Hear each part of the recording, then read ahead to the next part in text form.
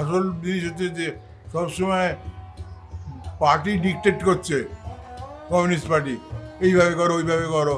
শম্ভুদা সেটি বলেছিলেন যে হয় না, শিল্পীকে স্বাধীনতা দিতে হবে, শিল্পী তার স্বাধীন সত্তা নিয়ে করবে। হ্যাঁ, আমরা একটা পার্টির ডিকটেশনে চলতে পারি না।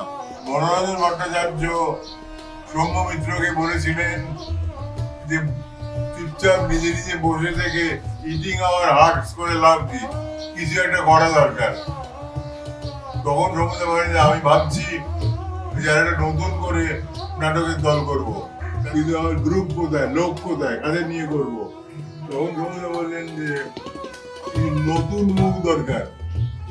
তখন কলিম সেরাফি, এই কলিম সেরাফিকে সৌম্যদা বলেছিলেন তুমি কিছু দেখো না, নতুন কাউকে পাও কিনা যাকে এই গ্রুপের মধ্যে কাজ করতে পারা যায়।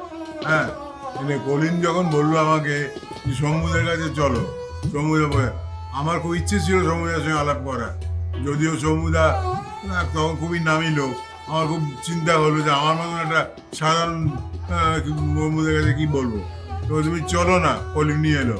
বিজন ভট্টাচার্য নবান্ন নাট্যকার, বিজন ভট্টাচার্য বলছে কি করে নাটক, তো বিজন ভট্টাচার্য আমি করবো, থাকবো, তুমি করো। এইভাবে যত আস্তে আস্তে কাজ শুরু হলো। এইরকমভাবে কিছু করে চলার পর সব ঠিক হয়ে গেল যে হ্যাঁ হবে, টাকা পয়সা কোথায় পাওয়া যাবে।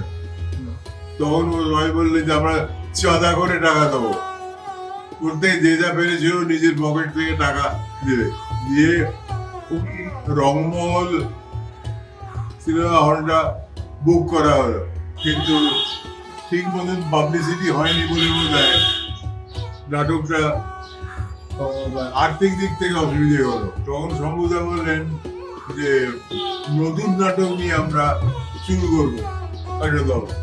পুরোনো যারা অনেকে ছিলাম, কেউ কেউ পুরোনো লোক চলেও গেল, নতুনদের মধ্যে আমরা ছিলাম। অনেকে অনেক রকম নামের কথা বললো, কি নাম করা যায়। মনোরঞ্জন ভট্টাচার্য, আমরা তাকে মহর্ষি বলতাম, তিনি বললেন এক কাজ করো, দলটার নাম দেওয়া হোক বহুরূপীর দল। আমি বললাম দল কথাটা বাদ দিয়ে দিন, ঠিক আছে, দল বাদ দিয়ে শুধু নাম হোক বহুরূপী।